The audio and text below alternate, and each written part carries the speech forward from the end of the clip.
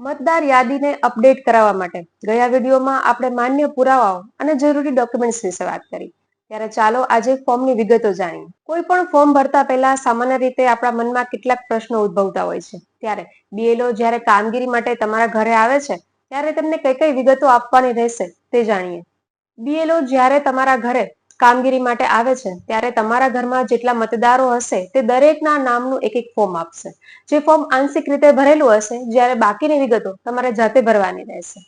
આ ફોર્મ 3 ભાગમાં વહેંચાયેલું છે, જેમાં સૌથી ઉપર તમારું નામ હશે, ઈપીઆઈસી નંબર હશે અને તમારું સરનામું હશે, તેમજ તમારા મત વિસ્તારની વિગતો પણ તેમાં આપેલી હશે. ત્યારબાદ એક ખાનામાં ક્યુઆર કોડ તેમજ તમારો જૂનો પાસપોર્ટ સાઇઝનો ફોટો પ્રિન્ટ કરેલો હશે. જ્યારે જમણી બાજુના ખાનામાં ત્યાં તમારે તમારો નવો કલર પાસપોર્ટ સાઇઝનો ફોટો લગાડવાનો રહેશે.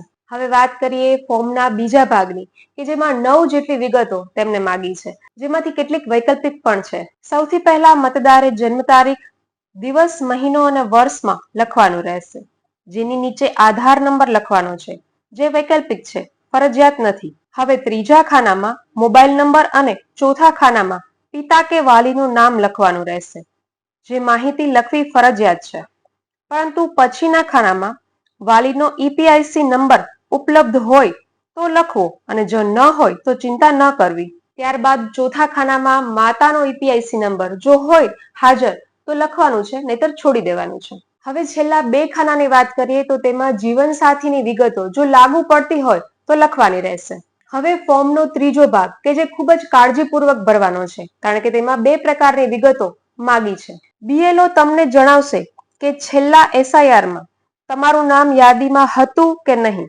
તે મુજબ તમારે જો યાદીમાં નામ હોય તો ડાબી બાજુ માહિતી લખવાની રહેશે, જેમાં તમારું નામ, ઈપીઆઈસી નંબર, માતા પિતા જીવનસાથીની વિગતો, રાજ્યનું નામ, વિધાનસભા મત વિસ્તારની વિગતો વગેરે લખવાના રહેશે.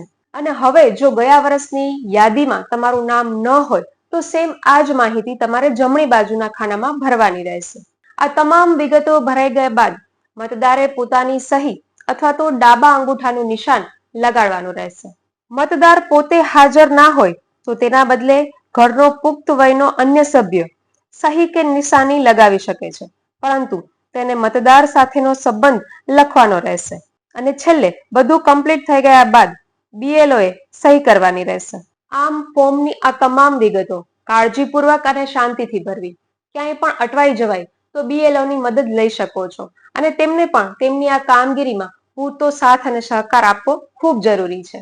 આ સાથે હું કૃપાલાલ, જોડાયેલા રહો ખબર ગુજરાત સાથે. તમારી આસપાસ તમામને આ વિડીયો અત્યારે જ ફોરવર્ડ કરો. જય હિન્દ, જય ભારત.